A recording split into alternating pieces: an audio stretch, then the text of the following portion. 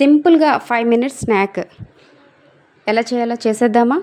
చూసేద్దాం రండి. మరి కావాల్సినవి 3 అరటికాయలు నీట్గా తొక్క తీసుకొని ప్లేట్లో పెట్టుకొని చిన్న చిన్న పీసెస్ కట్ చేసుకుంటున్నాం.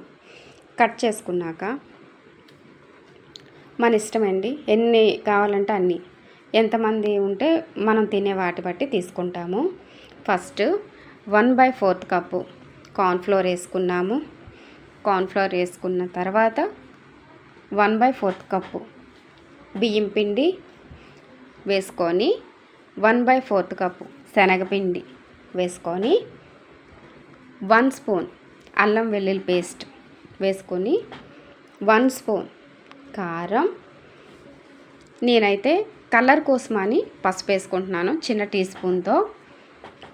వేసుకున్నాక ఇంట్లో నేను తయారు చేసుకున్న గరం మసాలా వేసుకున్నాను. 1 స్పూన్ సాల్ట్ వేసుకున్నాను.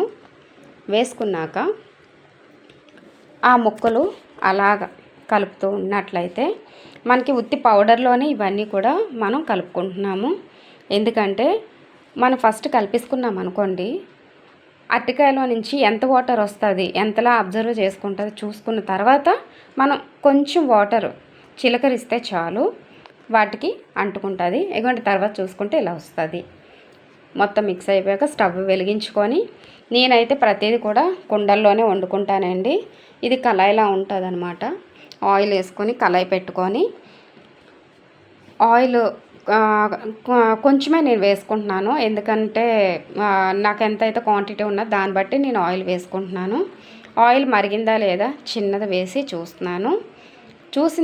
చూసాక మరిగిపోయింది. మరిగిపోయాక అదిగోండి స్పూన్ పెట్టుకొని చక్కగా మనం కొంచెం కొంచెం విడివిడిగా వేసుకున్నట్లయితే ఆయిల్ కూడా మనకి ఎక్కువ వేస్ట్ అవ్వదు. పైన చూసారా పౌడర్ లాగా మనకి వచ్చేస్తున్నాయి.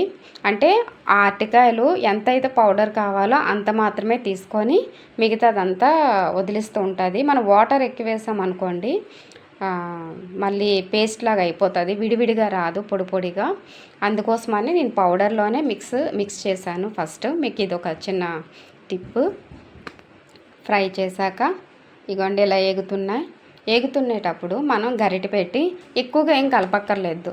ఒక 5 మినిట్స్ అండి అంతే. జస్ట్ 5 మినిట్స్లో మనం చేసేసుకొని హ్యాపీగా అదిగోండి ఏగిపోయిన తర్వాత మనం అగండి ఆయిల్ అది వడకట్టుకునే వీటిలోకి మనం తీసుకొని చక్కగా గరిటతో మిగతావన్నీ వేసేసుకొని మనం ఆయిల్ అగండి అలా పెట్టాము. ఆయిల్ అలా మనం కొంచెం చేసామనుకోండి కిందకి, అందులో ఏమైనా ఆయిల్ ఉన్నా సరే ఎక్స్ట్రా ఆయిల్ అది ఉన్నట్లయితే కిందకి పడిపోతుంది.